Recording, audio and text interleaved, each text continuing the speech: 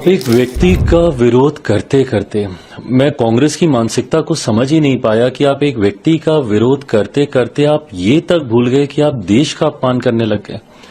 क्या भारत को बेचना, इसकी कल्पना भी कोई कर सकता है? ये सोच भी कैसे आती है कांग्रेस नेताओं के जहन में?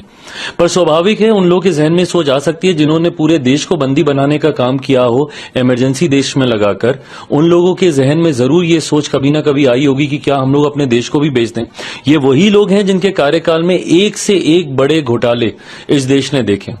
आज देश में एक ऐसा प्रधानमंत्री जिसने न सिर्फ देश में घोटालों पे, भ्रष्टाचार पे नियंत्रण लगाने का काम किया, एक ऐसा प्रधानमंत्री जिन्होंने अंतर्राष्ट्रीय स्तर पर हमारे देश का मान बढ़ाने का काम किया, एक ऐसे प्रधानमंत्री जिन्होंने एक गरीब परिवार से लेकर दुनिया में देश कैसे अपना नाम ऊंचा करे, अंतर्राष्ट्रीय स्तर पर कैसे भारत का सम्मान बढ़े, अंतरिक्ष के माध्यम से कैसे दुनिया में भारत की पहचान बने, हर स्तर पर उस व्यक्ति ने काम करने का काम किया।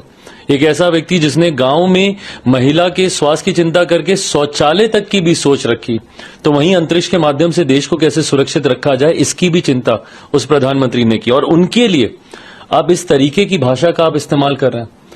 आदरणीय खड़गे साहब बहुत बड़े हैं और बहुत अनुभवी हैं, उम्र में मुझसे बहुत बड़े हैं। आप कीजिए ना, नीतियों का विरोध कीजिए, बट आप एक व्यक्ति का विरोध करते करते आप देश के साथ आप इस तरीके की भाषा का इस्तेमाल करने लगते हैं। ये कतई उचित नहीं है।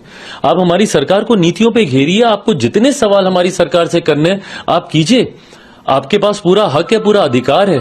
पर इस तरीके की भाषा का इस्तेमाल करना हमारे देश के लिए ये कतई उचित नहीं है। मुझे नहीं लगता कि कोई भी भारतीय इस बात को कभी भी स्वीकार करेगा या आपका कभी भी सम्मान करेगा जिस तरीके की भाषा का आपने इस्तेमाल किया देश को बेचने का।